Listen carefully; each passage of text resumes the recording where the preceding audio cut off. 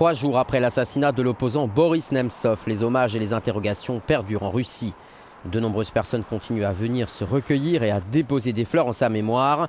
Le chef de la diplomatie russe, Sergueï Lavrov, a dénoncé ce matin un crime odieux et promis que l'enquête demandée par Vladimir Poutine irait jusqu'au bout, alors que le Kremlin est montré du doigt après la mort d'un 7e opposant depuis 2003.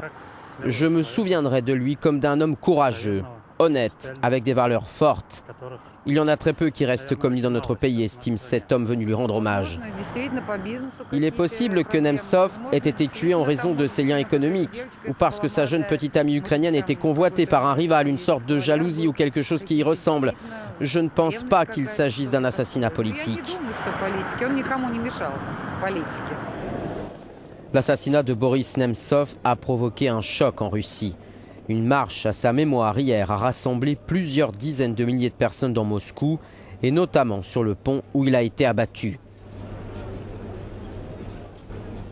Les enquêteurs n'écartent aucune piste. Du crime politique, après le soutien de Boris Nemtsov au journal satirique français Charlie Hebdo, ou la piste ukrainienne, alors que l'opposant préparait, selon ses proches, un rapport sur la présence de soldats russes dans l'Est ukrainien. En attendant, ces meurtriers, eux, courent toujours.